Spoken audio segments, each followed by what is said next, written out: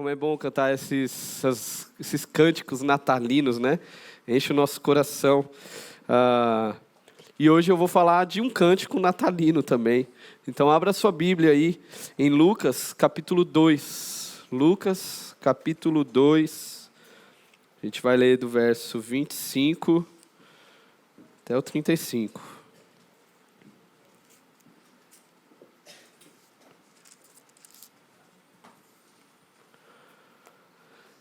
Aqui nós temos um cântico conhecido na tradição da igreja.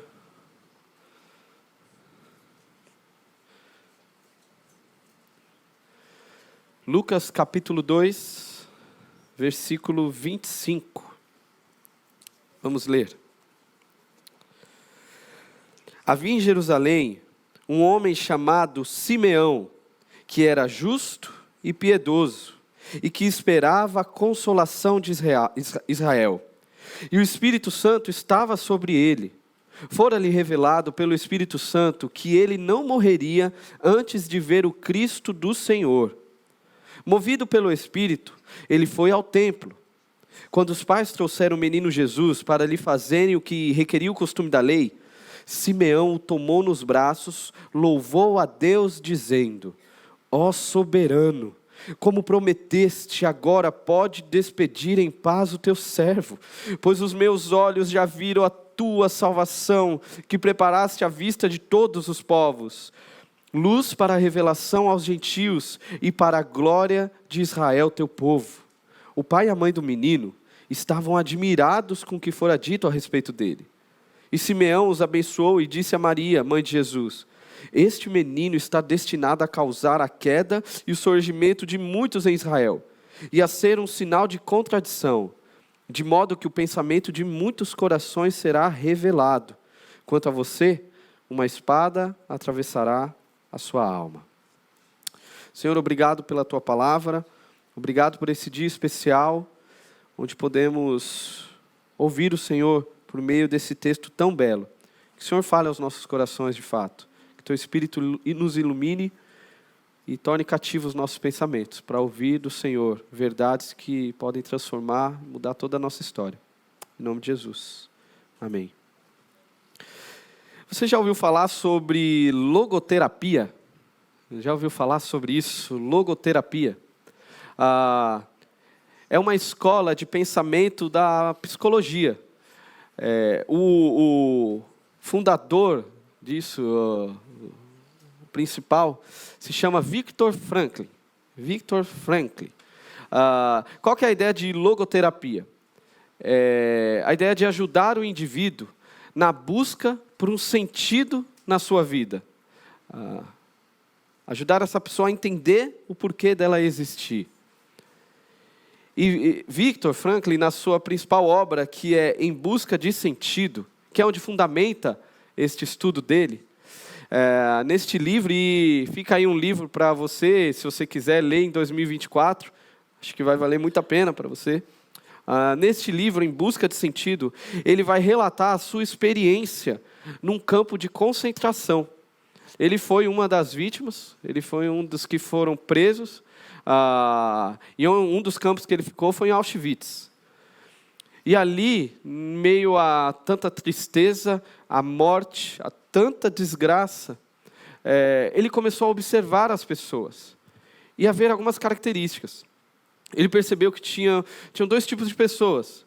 Aquelas que, sobrevivendo, lutavam por continuar vivendo, que se agarravam ali e buscavam com todas as suas forças se manter firme e lutar, mesmo diante de tanta atrocidade, de tanto desespero.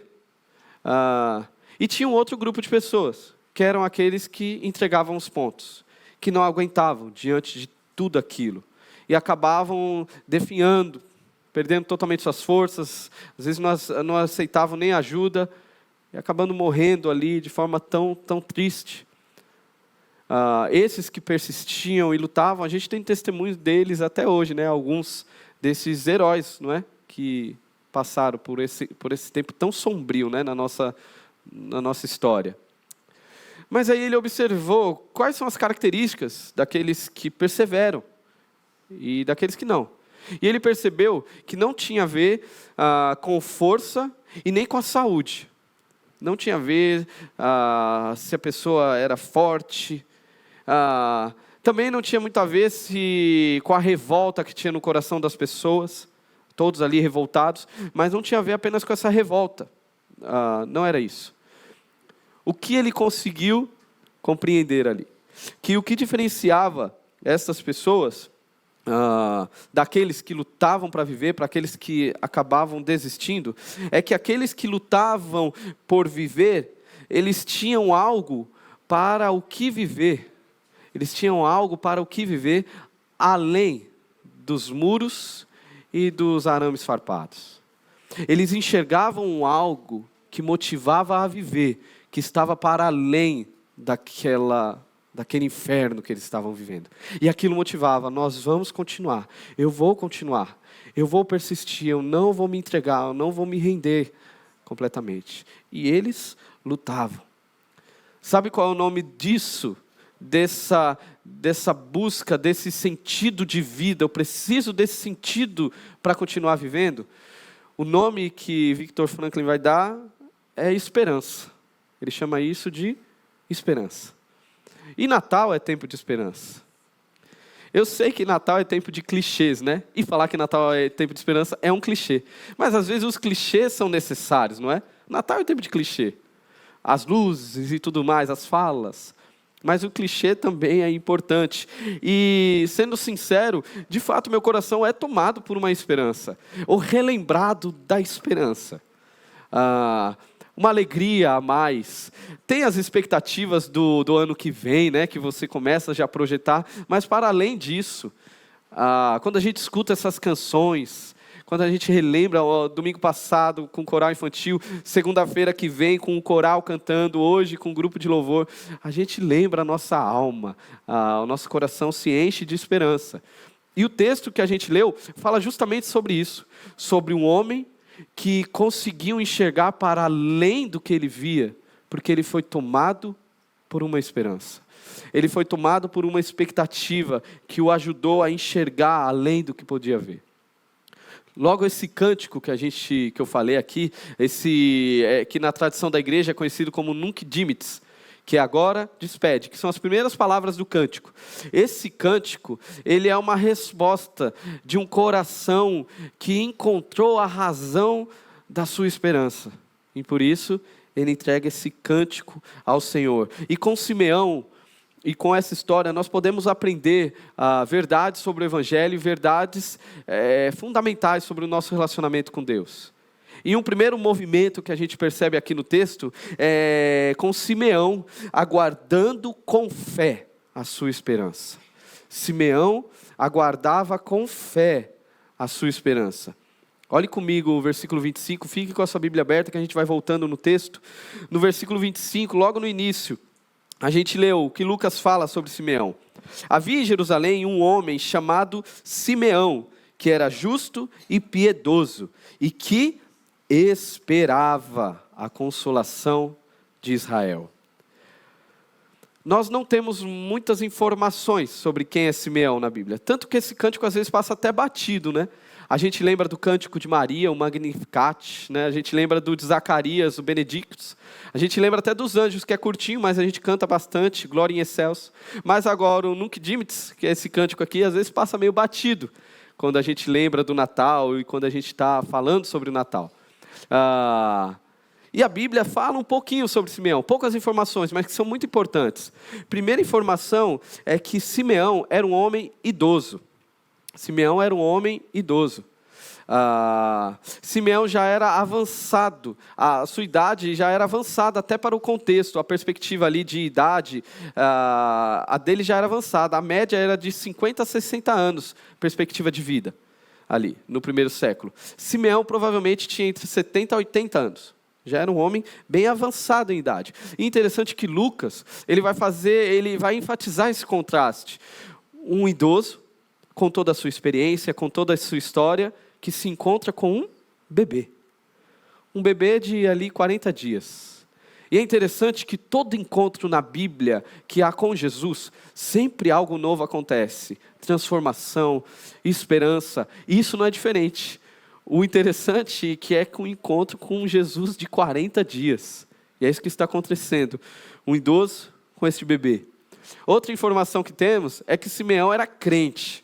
No versículo 25, você vê aí que a Bíblia, Lucas vai falar que ele era justo e piedoso, que na época eram características muito louváveis. Hoje em dia não são características que as pessoas enaltecem. As características de hoje em dia têm a ver com o que você faz, com a sua performance, com o seu jeito, se você fala bem, se você não fala. Mas naquela época, e para os parâmetros bíblicos, são características incríveis, encontradas em Simeão, um homem justo e piedoso. Em resumo, um homem crente, fiel a Deus. Outra característica, se você olhar aí, 25, 26, ele era cheio do Espírito Santo. Um homem movido pelo Espírito Santo. O Espírito Santo falava com ele, o Espírito Santo guiava esse cara. Interessante que ele é um homem antes do seu tempo, porque a descida do Espírito Santo ia acontecer lá em Atos 2. Lá em Atos. Mas Simeão acontece antes. Deus está fazendo algo com ele antes disso. Simeão era um homem cheio do Espírito Santo. E uma outra característica, e é a característica que a gente vai trabalhar um pouco mais, é que Simeão vivia sobre uma expectativa. Ele vivia sobre uma esperança, fundamentado em uma expectativa. Qual que é essa expectativa? A consolação de Israel. Em outras palavras, a salvação de Israel. Essa ideia de consolação de Israel aponta para as promessas, todas as promessas acerca do Messias, que um dia viria para libertar o seu povo. Entenda, isso não começa, essa expectativa não começa no coração de Simeão. E não está apenas no coração de Simeão, na verdade ela começa um pouquinho antes, lá em Gênesis, muito tempo antes. Lá no primeiro casal, quando Adão e Eva pecam, Deus dá sentença para eles e vai dar sentença para a serpente, para Satanás. E aí ele fala, olha, o descendente da mulher vai pisar sobre a sua cabeça e você irá ferir o seu calcanhar. Se você não entender isso, você não vai entender nada da Bíblia. A partir daí, essa expectativa vai cortar todas as Escrituras. Ela vai estar percorrendo por toda a palavra. Tanto que Adão e Eva talvez tivessem a grande expectativa nos seus filhos. Será que agora o meu descendente que vai resolver esse problemão que a gente arrumou? O pecado, a morte, o distanciamento de Deus. Será que agora? E não dá certo, porque os filhos dela surgem com o primeiro homicídio, né? Não deu muito certo. Passa-se o tempo, chega um homem chamado Lameque e dá um nome ao seu filho de Consolador, que significa Noé. Porque este seria o Consolador de Israel. Passa-se Noé, chegam os juízes, homens usados por Deus, com nascimentos milagrosos. Depois dos juízes, vem os reis, vem o rei Davi. E tantos outros nomes, que eu nem cito aqui, Moisés, o libertador, tantos e tantos homens, mas nenhum deles conseguiram de fato trazer a consolação plena para Israel. Nenhum deles conseguiu salvar completamente. Tanto que na sua Bíblia vai ter então depois desse período, o período dos profetas. Por que chegam os profetas? Porque este povo, o povo de Israel, o povo da promessa, que recebeu a promessa lá em Gênesis, este povo se perde. E acontece algo com eles que, se a gente não tomar cuidado, e na verdade é um grande perigo para nós, um grande perigo para mim e para você, quando a espera acaba esfriando a esperança. Eles passaram por isso. Começaram a desacreditar na promessa. O tempo foi passando, e naquela época, Israel não foi massacrado por conta de guerra com outros povos. Israel foi massacrado por conta da sua desobediência para com Deus. Eles rejeitaram o Senhor e começaram a abandonar. Então foram para exílios, foram parar em Babilônia, em lugares totalmente avessos ao Senhor, avessos a Deus, com uma mentalidade secular. E o que Israel fez no meio de tudo isso? Começou a se adaptar. É isso mesmo, essa coisa de um prometido que viria, nem sei se é isso aí, vamos viver, vamos tocar a vida, é o que tem, Esquece isso daí. E eles continuam vivendo. Por isso que está cheio de profeta na sua Bíblia. Porque esses homens vão se levantar para denunciar o pecado de Israel. Israel, o que vocês estão fazendo é uma afronta ao Senhor. Se arrependam, mas também para lembrá-los. Israel, lembre-se de quem vocês são. Lembre-se de quem Deus é. Lembre-se da promessa. Então a sua Bíblia fecha o Antigo Testamento nessa expectativa. E agora? O que vai acontecer? Entre 400 anos de silêncio de Deus, entre o Antigo Testamento e o Novo, 400 anos, onde não há profecia, não há nada. E aí chega o Novo Testamento. E no Novo Testamento a gente abre e está uma bagunça na religião dos judeus. Ali você encontra os povos saduceus, fariseus, uma galera que deturpava tudo o que Deus falou. Uma bagunça, um povo subjugado a Roma, o Império Romano dominando.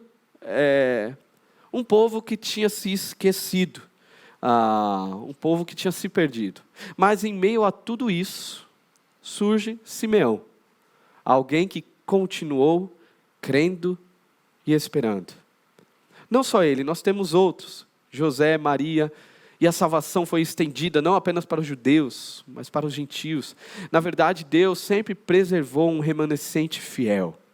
Mesmo em meio a tanta bagunça, mesmo em meio a tanta confusão, mesmo em meio a tantos que foram esfriando, a espera foi esfriando a esperança.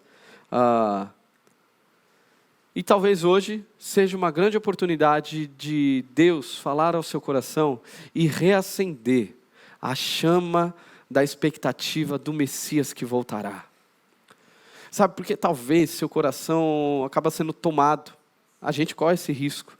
É tanta coisa nessa vida, tanta expectativa. Ano que vem, o que eu vou fazer? Será que eu faço tal curso ou não? Vou acabar meu curso? Será que eu vou arrumar emprego? Será que eu vou continuar aqui em Natal? Vou morar em outro canto? Eu caso ou não caso? Eu vou fazer isso ou aquilo? Vou ter filho ou não vou ter filho? E o que eu faço da minha vida? Meus filhos vão embora, eu fico aqui, eu não fico? É tanta coisa na cabeça, coisas boas, coisas ruins que acontecem. E aí a gente corre o risco de perder o olhar para essa linha que está percorrendo toda a história desde Gênesis. E a gente corre o risco, diante das expectativas que passam, expectativas temporais, de esquecer ou de não vislumbrar a grande narrativa. Essa linha que percorre toda a nossa história, que é a linha do enredo da salvação, do Cristo que veio e que voltará, e é nele que a gente encontra significado, é nele que a gente entende o porquê das coisas, é nele que eu me entendo. O problema é que a gente vai se vislumbrando e esquece. Quem sabe hoje é um grande dia, porque Natal é tempo de nos lembrarmos que Deus cumpre as suas promessas. Deus cumpriu enviando o menino Jesus, e Deus cumprirá com a volta de Jesus para nos buscar. Aí você pode falar assim, mas já faz 2000 anos, Simeão esperou um pouquinho mais, e Deus cumpriu, e o coração dele não se perdeu em meio a tudo isso. Talvez com Simeão a gente possa aprender que se de fato a gente entende aquele pelo qual a nossa esperança é firmada, aquele pelo qual nós esperamos, se de fato a gente sabe quem é Ele, não há espera que mate a nossa esperança. Nós esperamos com fé. Assim como Simeão esperou com fé a sua salvação, aguardou com fé. Podemos aprender assim, e Deus pode queimar isso em nosso coração mais uma vez. E um outro movimento que acontece então, do idoso que aguardava com fé a sua esperança, para agora Simeão, que abraça a razão da sua esperança. Essa parte é incrível, quando Simeão finalmente vai abraçar a razão da sua esperança. Olhe comigo o versículo 27. Movido pelo Espírito, ele foi ao templo. Quando os pais trouxeram o menino Jesus para lhe fazerem o que requeria o costume da lei, Simeão o tomou nos braços, o louvou a Deus e disse: ó soberano, como prometeste, agora pode despedir em paz o teu servo. Nunc dimittis. Agora, despede. Em outras palavras, o que Simeão está falando aqui é que é para isso que a minha vida serviu. Senhor, é para isso que minha vida serve. Foi para esse encontro. E, gente, a gente está falando de um homem com muito tempo de vida, com muita história. Simeão com certeza viveu momentos incríveis na sua vida, momentos que ele talvez pensou, assim como você já pensou em algum momento, cara, foi a melhor coisa da minha vida, foi ter passado por isso. Simeão viveu isso, talvez com a família, com conquistas. Simeão passou por problemas e quando viu a vitória nesses problemas, ele com certeza celebrou e talvez no coração dele, uau, esse foi o melhor momento da minha vida. Porém, você agora vê um idoso cheio de experiências, com um bebê no colo. E ele olha para esse bebê e consegue perceber. E chega a afirmar, é para isso que eu nasci. Nada, absolutamente nada que eu vivi se compara a este encontro. Então ele abraça um menino nos seus braços. Esse abraço, essa ideia de tomar o menino nos braços, o termo é a ideia de um abraço forte. Sabe quando você dá um abraço muito forte em alguém que você ama? Aqui é mais ou menos essa ideia. É de um abraço que acolhe. Para quem tem filho sabe um pouquinho disso, que o abraço ele é diferente. Eu vejo a experiência lá na minha casa, acho que na de vocês é assim, acho que Caio na sua deve ser assim. Quando a gente sai, aí a gente chega, e aí o nosso filho vem correndo para dar aquele abraço, sabe? Abraça a Laurinha lá daquele jeito, a gente abraça de um jeito que difícil de tirar, né? A criança não consegue sair, você não solta, e aquele abraço que você aperta de verdade. Em casa é assim, com os meus dois. Confesso que o Benjamin agora está numa fase meio interesseira, que aí ele corre para ver se tem alguma coisa na minha mão primeiro. Papai trouxe alguma coisa para mim, e o Vitor ainda tem um coração ali puro, e aí ele vem correndo, papai, e dá aquele abraço forte. E de fato é um abraço de acolho ele, é um negócio diferente, é um abraço diferente. A ideia desse termo aqui é pense naquela pessoa que está em alto mar, se afogando e alguém joga uma boia para ela. E ela se agarra, abraça aquela boia como a última esperança da sua existência. Se soltar aquilo ali já era. Então ele abraça com todas as forças. Essa é a ideia aqui, quando Simeão pega o menino nos braços. Sabe qual é o nosso problema? É que nós gostamos de abraçar, nós somos seres abraçantes, não é? Ainda mais o nordestino. Eu, paulistano frio, né, tenho aprendido, né, já ao tempo, o calor do Nordeste tem me quebrado, né, abraçar mais. Mas nós gostamos de abraçar, somos seres afetuosos. O problema é quando a gente abraça a coisa errada, não é? Porque não se engane, nesse abraço de Simeão não está envolvendo apenas um ato físico. Simeão olha para esse menino e nesse abraço ele está dedicando ali, ele encontra significado da sua vida no menino. Deus pode me levar. E segurança. A segurança da vida de Simeão está no abraçar o menino. O problema é quando a gente abraça outras coisas. O problema é quando a gente encontra sentido, significado, segurança em alguém ou em algo que não seja Jesus. Às vezes a gente abraça patrimônio, a busca de um patrimônio. E olha que eu vou falar só coisas boas aqui. Às vezes a gente abraça essa busca de conquistar, abraça um diploma acadêmico, abraça uma carreira, abraça os filhos, eu vivo para Ele, tudo que eu faço é para Ele, eu só penso nele, minha vida é para Ele, minha vida é para isso que eu quero.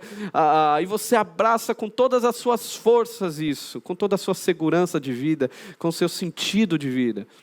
O problema é que o patrimônio vai enferrujar em algum momento. Ele vai perder valor. Talvez vai ser motivo de briga. O diploma, ele se torna obsoleto. Não sei se você sabe, mas todo diploma em algum momento se torna obsoleto. A carreira acaba, você se aposenta. Filhos vão embora. O problema é que a gente acaba abraçando a coisa errada. Simeão não. Simeão encontrou em Jesus o lugar de sentido e segurança.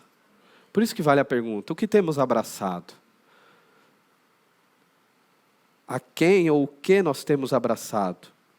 precisamos lembrar que viver esta vida sem encontrar o menino Jesus é um total desperdício. É um total desperdício. Você passar este Natal de 2023 sem abraçar o menino Jesus, vai ser mais um Natal desperdiçado.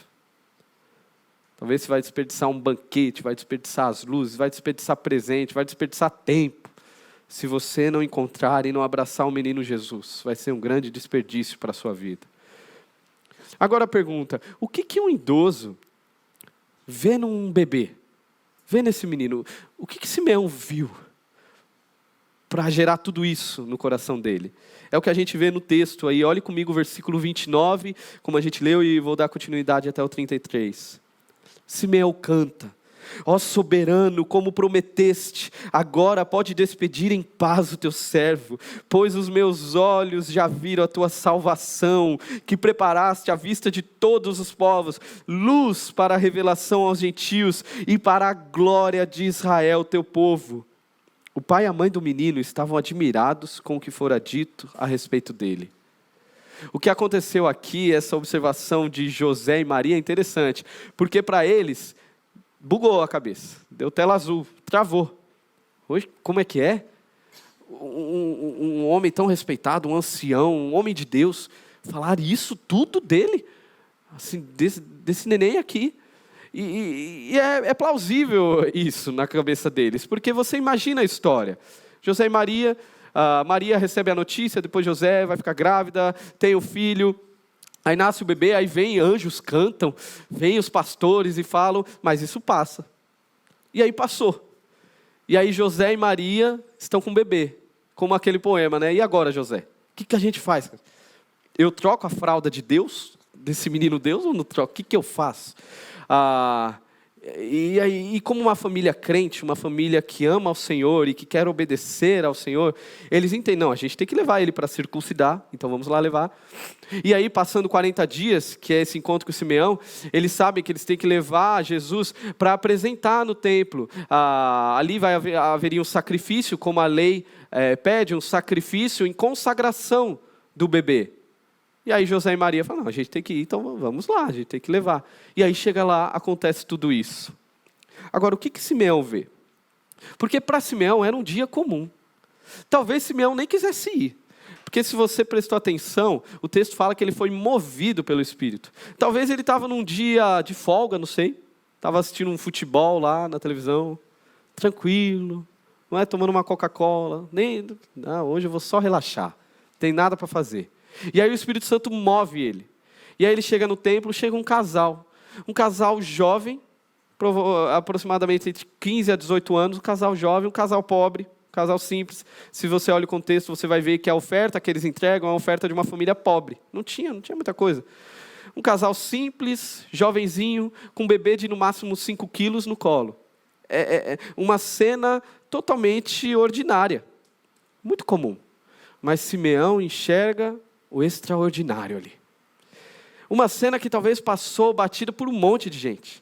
Eu imagino José e Maria com o bebezinho, Maria ali com o nenenzinho, aí 40 dias já dá para enxergar alguma coisa, já dá para, parece com... Eu imagino as pessoas falando assim, ixi, a cara do pai, a cara de José, mas mal sabiam, né?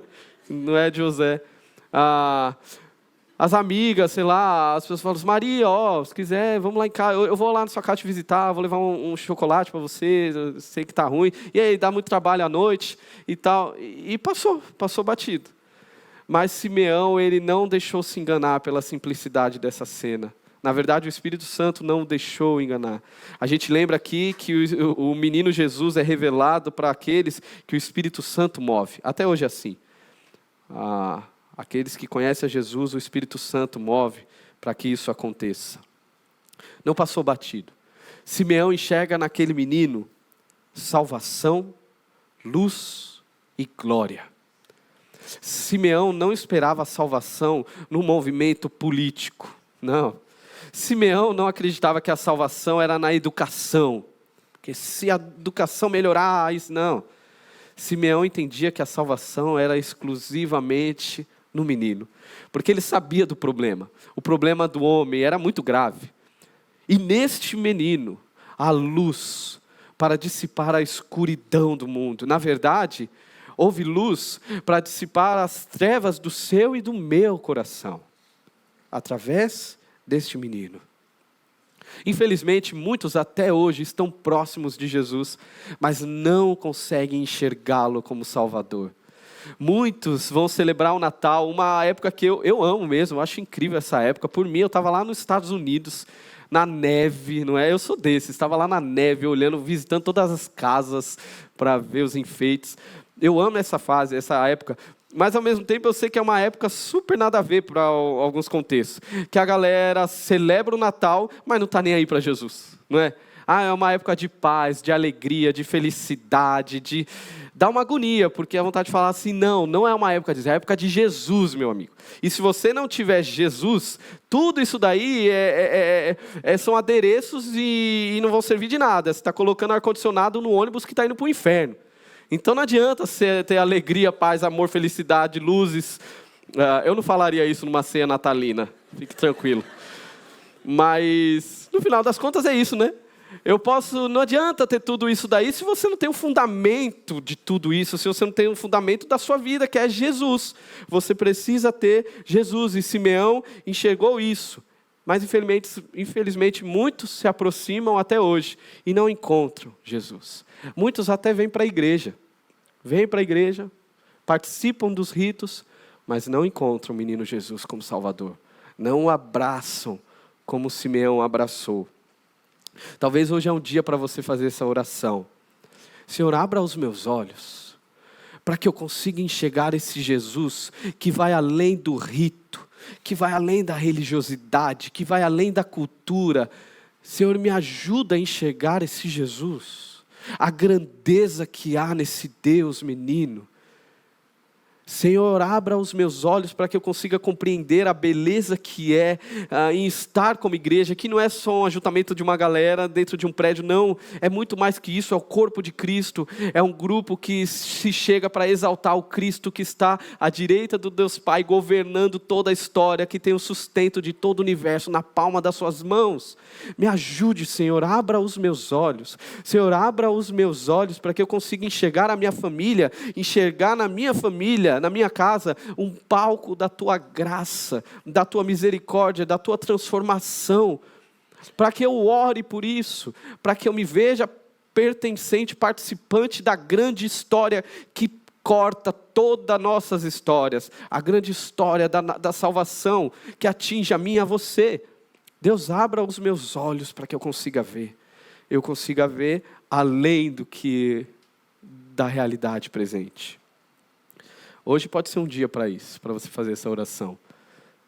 A esperança que Simeão aguardava com fé, ele agora abraça. E um terceiro movimento no texto é quando Simeão decide anunciar a verdade da sua esperança. Olhe comigo o versículo 34 e 35.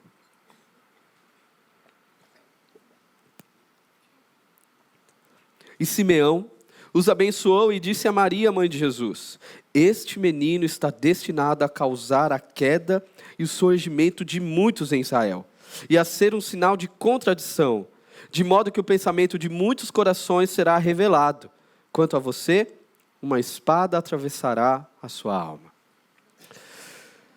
Confesso que aqui nós temos então o amargo do café. Chega a parte do amargo da mensagem. Quem gosta de café aqui? Levante a mão, confesse seu pecado aí. A grande maioria. Eu não gosto de café, mas você que gosta de café tem que concordar comigo que o café é amargo. Ou tem um amargo no café. A não ser que você coloque 4 quilos de açúcar, você tem que lidar com o amargo do café, não é? Você que gosta. Você tem que passar, você tem que lidar com o amargo do café. E a mensagem do Evangelho também é assim. Você tem que lidar com o amargo dela. O problema é que a gente pode se confundir com a perspectiva desse Jesus que é pregado às vezes em lugares esquisitos, que pregam o Jesus sem o amargo do café, pregam o Jesus de paz e amor, de tudo tranquilo, de que só traz coisa boa, é quase um Jesus Papai Noel, Jesus que ama tudo de qualquer jeito, é a coisa mais linda, não tem problema não, zero estresse.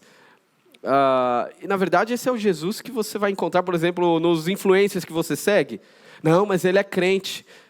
Dá uma olhada para ver se o Jesus que ele segue, ele pintou o quadro inteiro ou está nessa parte aí bonitinha, né? E está tirando o amargo do café.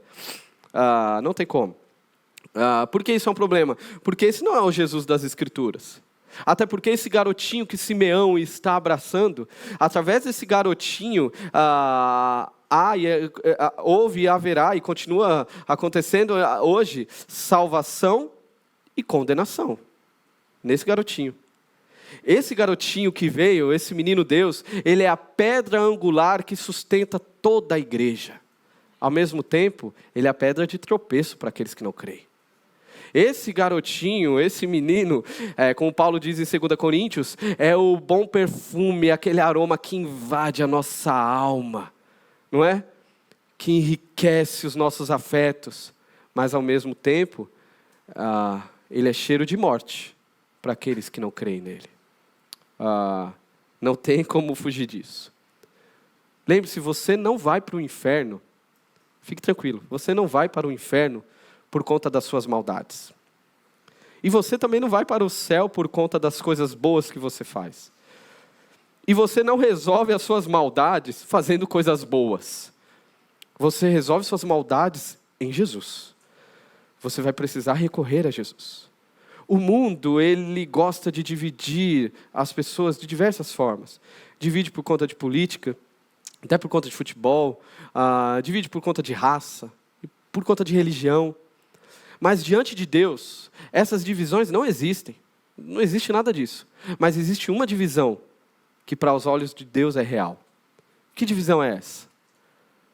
Daqueles que colocam a sua esperança em Jesus, para aqueles que não colocam a sua esperança em Jesus. Essa divisão é real diante de Deus. Aqueles que estão em Jesus, que a sua vida está enraizada em Jesus, para aquele que não está enraizado em Jesus. Uma observação. Eu não estou falando que a humanidade é dividida naqueles que vão para a igreja e daqueles que não vão para a igreja, não. Aos olhos de Deus, não. A humanidade não é dividida naqueles que falam palavrão e daqueles que não falam palavrão, não. Diante de Deus, não. A humanidade é dividida naqueles que estão em Jesus e que nele acreditaram a sua esperança e naqueles que não. Naqueles que não decidiram por Jesus. Quem é salvo? Quem está em Jesus. Quem é condenado? Condenação eterna, inferno. Quem são esses? Aqueles que não estão em Jesus. Por isso a pergunta que percorre todo esse sermão, uma pergunta clichê, mas que precisa ser feita é: onde está a sua esperança? Onde está a sua esperança?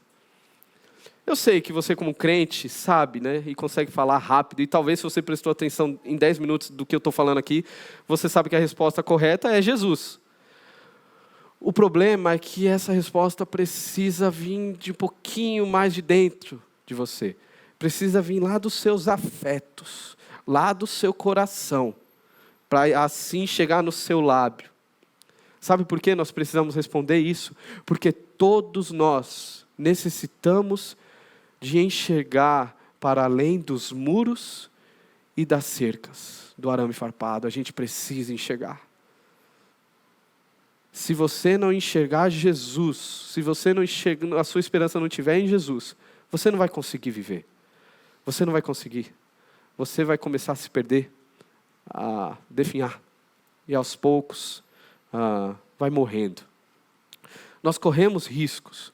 Corremos o risco de olhar para o lado errado. Ou talvez de perder, como eu falei, a espera, esfriar e acabar esquecendo. Mas Natal é tempo de nos lembrar que o nosso Deus cumpre as suas promessas. E o Deus que cumpre as suas promessas prometeu que Jesus voltará.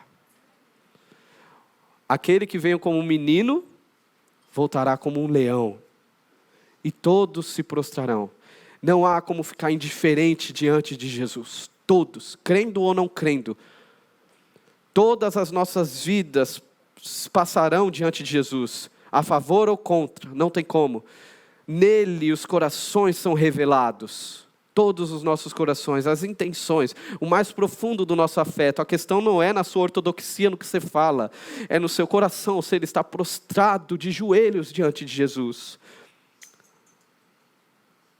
Precisamos lembrar que a vida que vale a pena ser vivida é a vida que serve de palco para o encontro com o menino Jesus. Sua vida tem valido a pena ser vivida? Você se encontrou com esse menino, você agarrou esse menino. Você depositou nele toda a sua esperança, toda a sua segurança. É nele que você coloca a sua desobediência, a sua rebeldia, a sua religiosidade. Tudo isso é encerrado em Jesus. É em Jesus que você encontra a solução para tudo isso em seu coração. Esse é Jesus para você?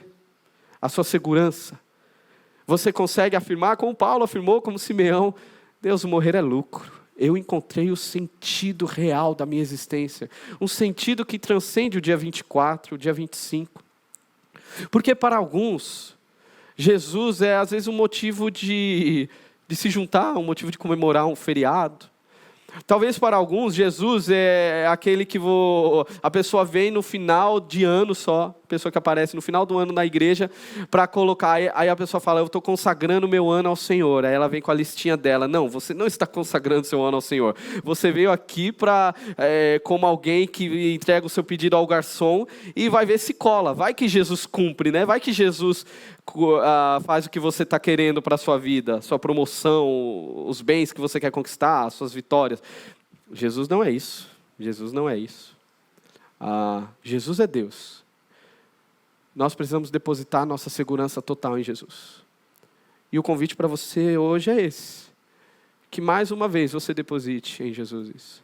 Se você é um crente, se você já teve um encontro com o menino Jesus, este culto, ele antecede a nossa ceia natalina, né? O próximo culto é dia 25, com todo mundo aqui, com coral. Mas esse culto antecede o dia 24. Se você já teve um encontro com Jesus, como Simeão, você já abraçou esse menino e ninguém te faz soltar mais dele, ou na verdade você foi abraçado por esse menino, eu te convido a um exercício nessa semana e quem sabe no dia 24, quando você se juntar com a sua família, quando você tiver um tempo ali com seus amigos, de você fazer disso um memorial.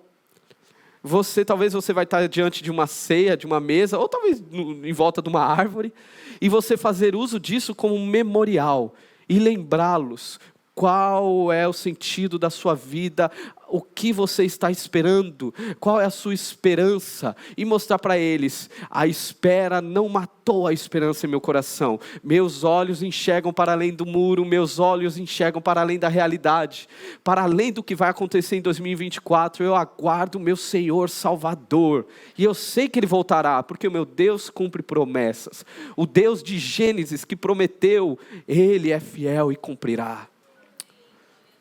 Use essa semana para isso, para relembrar o seu coração de que a espera não é um desperdício de jeito nenhum. A espera é o melhor que você faz, você confia e você vive nessa expectativa. O convite para você é esse. Faça alguma coisa, junte a sua família, cante louvor. Não sei cantar, põe a Alexa para cantar, mas cante ao Senhor e lembre-se da obra salvadora e contemple a graça que há. Não desperdice o seu Natal, cara. Abrace mais uma vez o menino Jesus. Agora, se você nunca confessou isso de fato, eu quero te convidar a fazer isso hoje. Não vai ter um convite para você vir aqui à frente, mas se você deseja fazer isso hoje, eu tenho plena convicção que assim como o Espírito Santo moveu o coração de Simeão, ele vai mover o seu coração a encontrar em Jesus seu Senhor e Salvador, a luz, a glória que vai dissipar as trevas do seu coração e que vai te dar daqui para frente uma nova vida, uma vida de um discípulo, uma vida de alguém que encontrou sentido, alguém que vai poder afirmar, nunc dimittis, pode me despedir, Senhor, é para isso que eu nasci, eu encontrei o sentido da minha existência. E aí você vai olhar para a sua família e vai falar assim, o sentido da minha família é Jesus. O futuro dos meus filhos é Jesus. A minha profissão é Jesus. Os meus relacionamentos diz sobre Jesus. Esse é o olhar além do muro. Que seja uma noite assim, uma noite de cântico e de celebração ao Senhor. Vamos orar? Senhor, muito obrigado, Deus.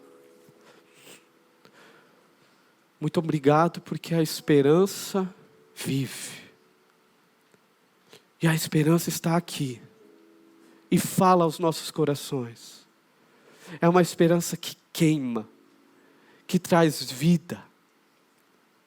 Em meio ao caos, ao desespero, ao cheiro de morte, o Senhor traz vida. Muda o nosso olhar, nos faz enxergar a vida da perspectiva correta, nos dá sentido de viver, nos dá fôlego. Obrigado, Senhor, porque encontramos isso apenas no Senhor, apenas no menino Jesus. Deus, eu oro pelos meus irmãos aqui. Se há pessoas aqui que têm abraçado coisas erradas, Deus, que o Senhor abra os olhos. E que nesse final de ano eles consigam abraçar Jesus e nunca mais soltar. Nunca mais soltar. Que a vida deles seja um cântico. Que a minha vida seja um cântico. Ó soberano, como prometeste, agora pode me despedir. Eu encontrei salvação.